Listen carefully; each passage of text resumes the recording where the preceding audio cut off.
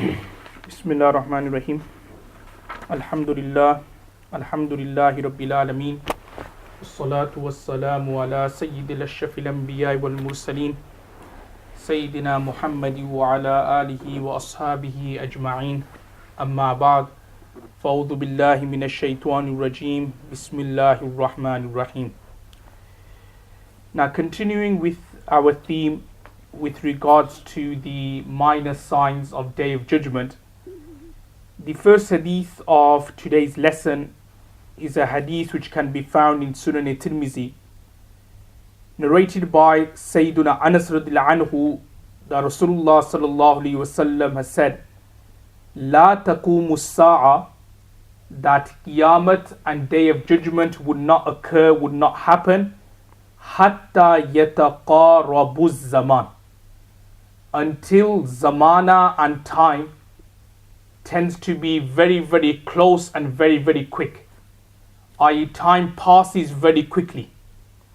And then Rasulullah sallallahu alaihi wasallam goes on to say, fatakunu sanatu kashahri, that a year will feel like a month, washahru kaljumu'ah, and a month would feel like a week, وَتَكُونُ الْجُمُعَةَ كَالْيَوْمِ, a week would feel like a day, وَيَكُونُ الْيَوْمِ كَالسَّاعَةِ, and a day would feel like an hour, وَاسْتَكُونُ السَّاعَةُ كَالضَّرْمَةِ بِالنَّارِ, and an hour would feel like the burning of wood.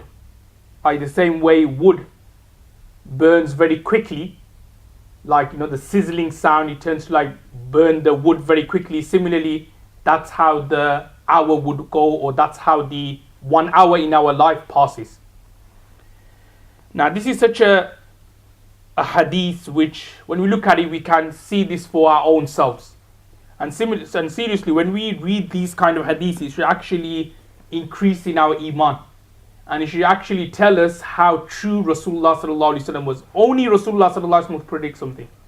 A fortune teller, or someone who is not a true prophet of Allah, someone who is claiming to be a false prophet, he can never ever make these kind of predictions. Only Rasulullah sallallahu alaihi wasallam can. Only someone who is a true prophet of Allah, a true messenger of Allah, can make these kind of predictions. Now let's have a look at this hadith again. What this hadith is telling us is that a time would come when there would be no barakah and blessings in our life. Basically, no barakah in our life. To the extent that a year would pass and it's passed so quickly, that it's gone so quickly that we think that only a month has passed. That a month would be equivalent to a week would be like a day, and a day would be like 1 hour, and 1 hour would be like the burning of fire. Even like today, when you just analyze today, this day which we have spent, I think many of us, when we ask ourselves, we probably think to ourselves, this day has gone so quick. Similarly, when we ask about last week's also gone so quick. Or last month, the month of June, that's like flown by. What do we do exactly? Or this particular year, what have we done in this particular year? So Rasulullah sallallahu alaihi wasallam has said that these are all signs of Qiyamah, when time will go so quickly that we, at the end of the year, like say in Ramadan, when we try to get a bit more pious and a bit more kind of good with our deeds and action, then we think to ourselves, last Ramadan to this Ramadan, what have we been doing? For 11 months, what have we been doing? And then we make a good firm intention that that's it, okay, next Ramadan, after Ramadan, the month of Shawwal, we're going to start, doing our a'mals, our zikr, our good actions and so on. And then we let the entire year pass, waste in other words, then we ask the same question in the next Ramadan. And this will continue to happen and happen and happen. Okay. So what this particular hadith is telling us is that time is something which will fly by. Literally, this past year, these past couple of years, it's just gone, and we sometimes think to ourselves, where did it go? So time is something, and this, remember, before the Day of Judgment, time will actually increase even more. It will go really, really fast. That we'll be scratching our heads at the end of the week and thinking, oh, these 5 days gone so quickly, or this particular month has gone so quick. So what this hadith is telling us is that, look, these are signs of Day of Judgment. The time is going quick. It's going to increase its speed. But what we have to do, and we should never ever, and I mentioned this before as well, never ever kind of lose track, is our good deeds and our good actions. As I already mentioned before, that Rasulullah sallallahu alaihi wasallam has said that do good deeds, good actions before fitna comes, before like musibat or perishani comes. In another hadith, Rasulullah sallallahu alaihi wasallam has said that do good deeds, good actions before a sudden death, or before you become busy, or before this or before that. So what this hadith is encouraging us is to like actually do good deeds, do good actions. Never think, oh, tomorrow I'll make a fresh start. So sometimes it happens that, oh, we wasted today. Just say we wasted Monday, we didn't do our dhikr properly, or our salah properly, or our sunnats properly. We then say to us, okay, tomorrow we'll make a fresh start. So remember, tomorrow there may not be a tomorrow. We never know that if He wills, we could actually die tonight, or something may happen to us that we're not able to remember Allah subhanahu wa ta'ala, or to do the ibadat and the worships how we should do. This could happen something before.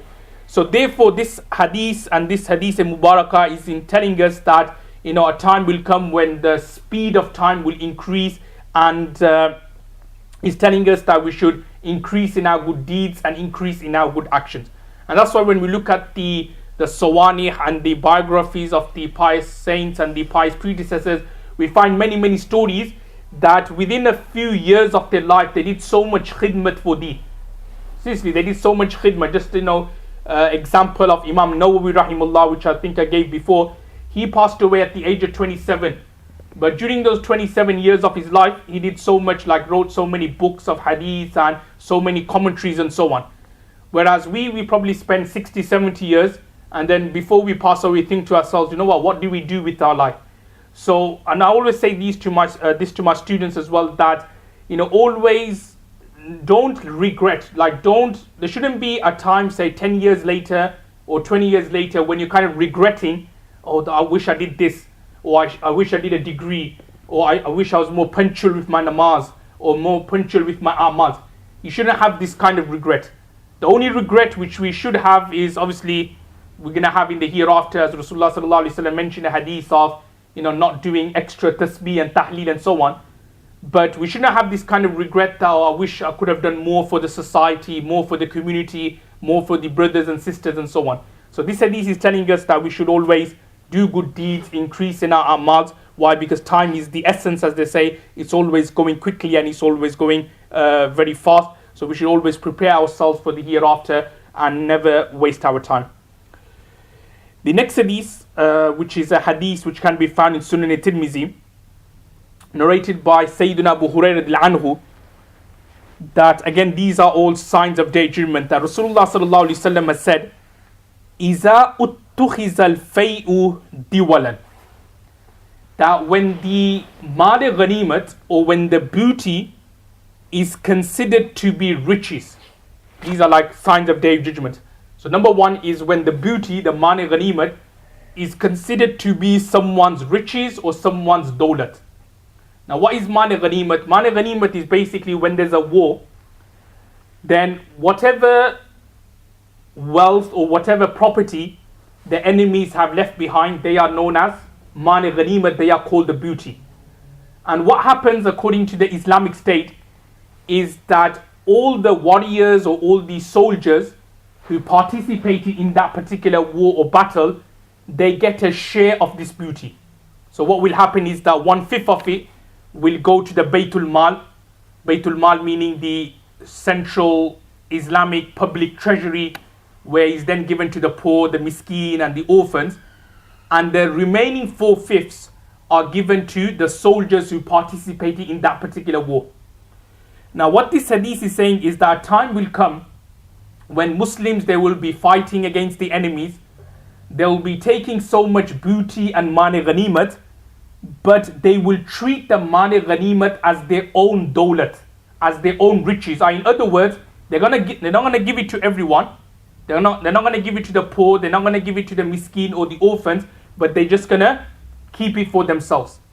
So Rasulullah sallallahu alaihi wasallam said that this is a sign of Day of Judgment, that when there will be mal ghanimat and booty, but it will not be given to the poor, it will not be given to the orphans or the miskeens, but instead the warriors or the soldiers, they will think of it to be their own wealth, that this is only for them and not for anybody else, and they will just distribute it amongst themselves. So that's one.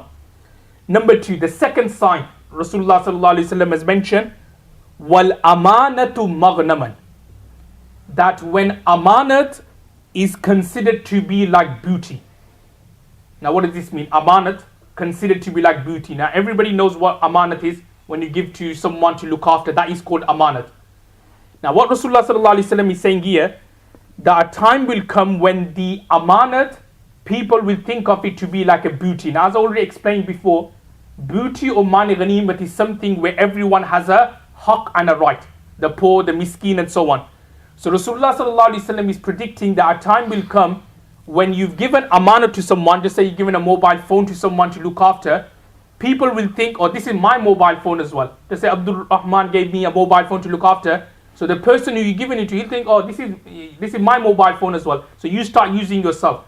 Or just say Abdul Rahman gave you £1,000 to look after as amanat, as trust. You think, oh, it doesn't matter, Abdul Rahman, it doesn't matter, he's my friend. I'll just start using some money from the amanat and so on. So Rasulullah sallallahu alaihi wasallam has predicted that when people, what I'm trying to say from this word, in other words, if you want to simplify it, that a time will come when amanat will be destroyed, betrayed.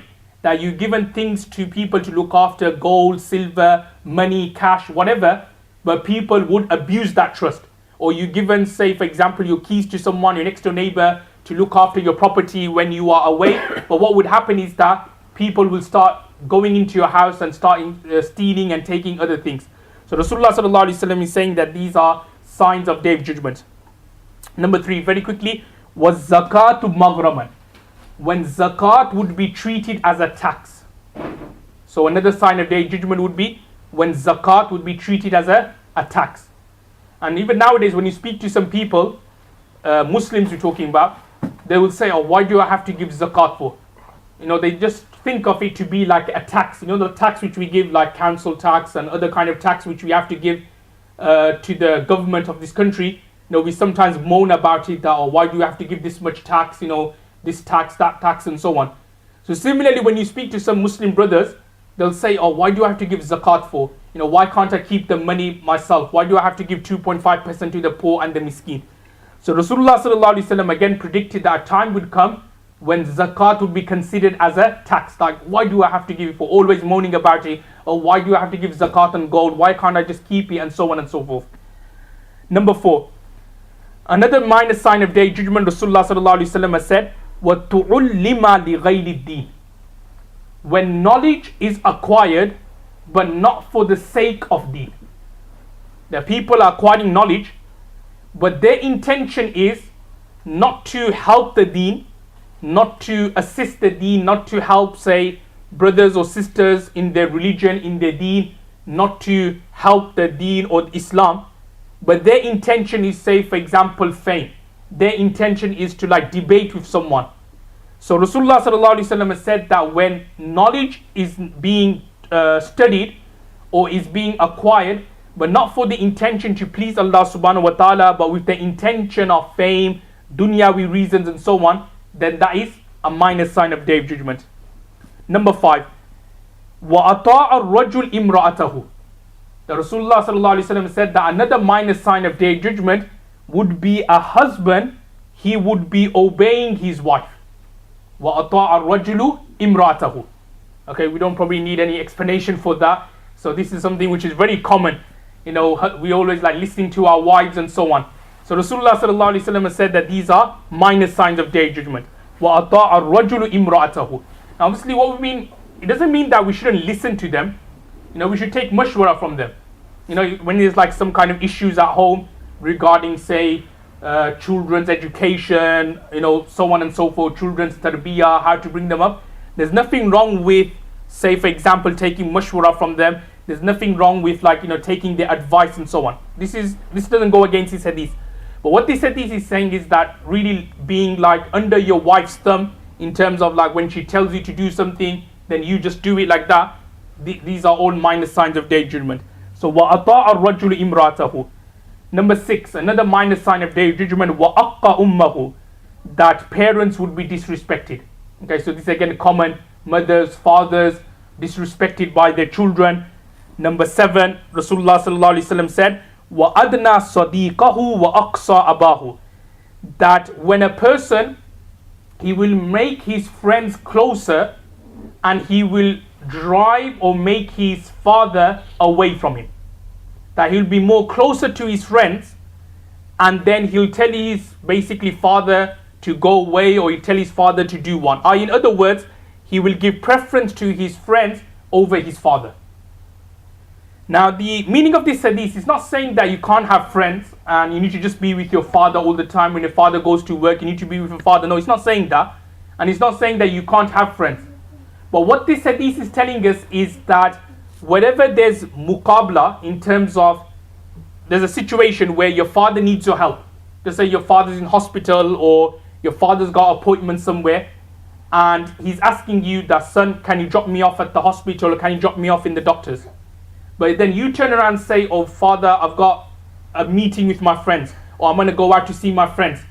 So what you do is that you then give preference to your friends and not to your father or to your parents. So Rasulullah sallallahu alaihi wasallam said that these are minor signs of Day of Judgment, when people, sons, will be choosing their friends over their fathers or mothers, when daughters will be choosing their friends over their fathers and mothers. So whenever like the mother needs a daughter to do something, she'll turn around and say, oh no mother, I'm busy now, I need to go out with my friends, or we're having a meal tonight, I need to stay with them, I can't come and help you or see you. So Rasulullah sallallahu alaihi wasallam again has predicted these are all minor signs of Day of Judgment. The next one very quickly, وَظَهَرَتِ الْأَصْوَاتُ فِي الْمَسَاجِدِ. Another minor sign of Day of Judgment would be when awaz, or there would be loud noise or loud talking or gupshup in the masajid. And this is something which is very, very common. All the masajids, illa mashallah, except few, but generally speaking, all the masajids, whether they're big masjids or small masjids, whether it's like a house masjid, like a small room, whatever, you'll always find a lot of awaz and a lot of like gupshup going on there. So Rasulullah sallallahu alaihi wasallam said that, these are all minor signs of Day of Judgment, because remember, the house of Allah, the masjid of Allah, the Baytullah, these are all Allah subhanahu wa ta'ala's house. So you should be like respect there, adab there. The same way when you go to a court or something, there's always hush and we always quiet and so on. So similarly, Allah subhanahu wa ta'ala's house is the greatest house.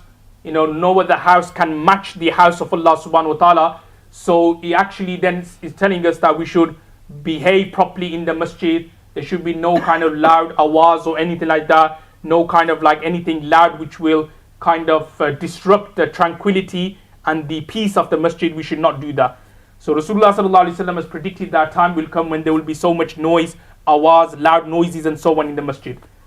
The next one very quickly, Rasulullah sallallahu alaihi wasallam has said, وَسَادَ الْقَبِيلَةَ فَاسِقُهُمْ, which means that when the Fasik people will be the leaders of the Qabila, leaders of the tribe. So I think I touched on this before, that these are all minor signs of the judgment, that when the bad people, the evil people, they will be having like high posts, there will be ministers, presidents, prime ministers and so on. Similarly, وَكَانَ زَعِيمُ الْقَوْمِ أَرْزِلَهُمْ, that when the low class people, they will now become the leaders of the qawm and the leaders of the society. Another sign Rasulullah sallallahu alaihi wasallam has mentioned, وَأُكْرِمَ الرَّجُلْ مُخَافَةَ شَرِّهِ, that when a man or when a person would be respected, مُخَافَةَ شَرِّهِ, because of his evil, or because of the fear of his evil.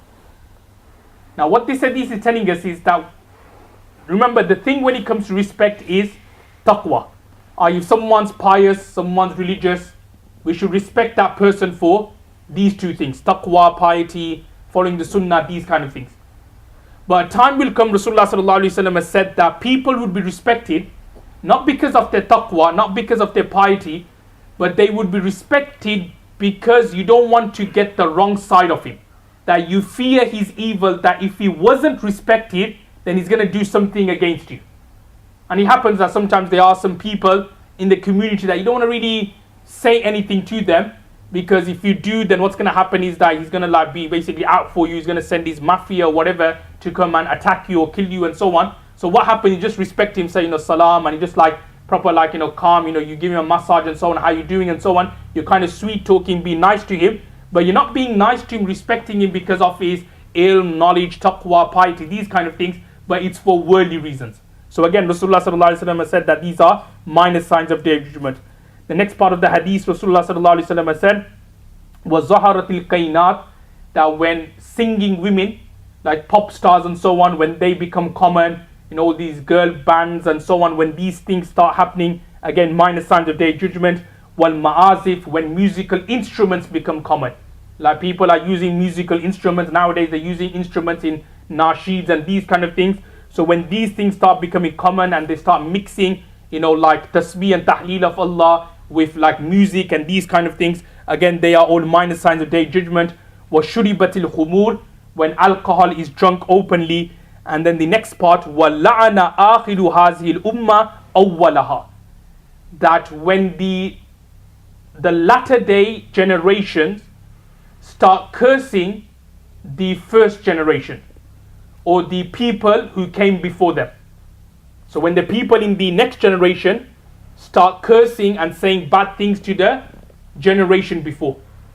And obviously this started during the Rawafis time. Rawafis are those who didn't like the Ahl Bayt, didn't like Sayyidina Ali radiallahu anhu.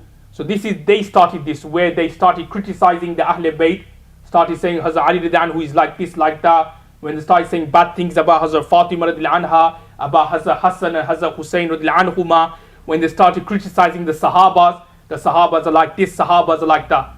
So from them it started. And thereafterwards we see in every generation, the earlier generation scholars, the Salafus Salihin, they are always criticized. Even now you'll find people still questioning the Sahabas. Oh, look at Sahabas, they are like this, they are like that. You'll find some people saying bad things about our Akabireens, our pious predecessors. That, what's all this, Akabireen and Buzrugs and, Shuyukhs and so on. We hear them now. So Rasulullah sallallahu alaihi wasallam said that these are all signs of Day of Judgment. A time was before that all the Salafus Salihin, they were respected. Whatever they did, they were like considered to be our role models. Just because, before the Zamana was that whatever our Akabireens or pious predecessors did, we just did it. We didn't ask for Dalil, we didn't ask for evidence, we didn't ask for Quran or Sunnah. It was something of our pious predecessors, our Akabireens, we would do it. But now the Zamana is that, our Akabireens did this, where's the hadith for that? We start criticizing, they're wrong, we should be acting upon the hadith. Now remember, our Akabireens, I'm sure they understood hadith more better than you and I. So obviously what they were doing, there must be a kind of evidence or hadith or Quranic ayat which they used to do that particular thing. They didn't just like make it up from their pockets and said, this is what you should do. So Rasulullah sallallahu alaihi wasallam has said that a time will come when the latter day people, they would be criticizing, cursing the generation before. And Rasulullah sallallahu alaihi wasallam has said that فَارْتَقِبُوا إِنْدَ ذَلِكَ رِيحًا حَمْرًا, that when all these things happen, I mentioned from number 1 all the way until number 13, the different things like disrespecting parents, when husbands are obeying their wife and so on and so forth. Rasulullah sallallahu alaihi wasallam said that when these things happen, wait for rihan hamra, wait for heavy winds, or basically hurricanes, tornadoes, these kind of things will start hitting the Muslim ummah, will start coming a lot around the world. Wazalzala, earthquakes. Recently so many earthquakes you see. Before when I was growing up, earthquake was something rare, never heard of an earthquake. But now just over a matter of few years, so many earthquakes in Pakistan, India, Japan, all these places we just hear, Iran, so many earthquakes and so on. So Rasulullah sallallahu alaihi wasallam said these things will happen when all these things start happening. Another punishment which will start coming to us will be khasfan, that people will be swallowed from the ground. Like, the ground will open up and it will swallow people. These are all mentioned in the hadith. Wa maskhan, people will be turned. Their shakl and surat will change. They'll be turned into pigs, they'll be turned into monkeys and so on. Wa qasfan meaning that from the heavens, like rocks and stones will start, rain down upon them. So all these things will happen. And then Rasulullah sallallahu alaihi wasallam has said, wa ayat, and other kind of minor signs and major signs of Day of Judgment will come. Tatabu'a, one after the other. Kanizamin like a necklace, kuti asilkuhu, when the necklace breaks, fatataba'a, and the bead starts flowing. That's how quickly one after the other the signs of daydreaming will happen. Are you what Rasulullah sallallahu alaihi wasallam is trying to say, that when you're wearing a necklace, or when a woman wears a necklace, and if it breaks, or a tasbih, when the bead breaks, so you know the bead, one after another, it comes quickly, it starts coming out from the necklace very quickly. So Rasulullah sallallahu alaihi wasallam said that when all these things start happening, then just wait for Qiyamah, that one after another, the major signs of daydreaming will come, and then eventually Qiyamah will come, and then obviously will be questioned by Allah subhanahu wa ta'ala. May Allah give us the tawfiq to obviously save ourselves from these horrendous things which Rasulullah sallallahu alaihi wasallam has mentioned. Wa akhiru da'wan alhamdulillahi rabbil alameen.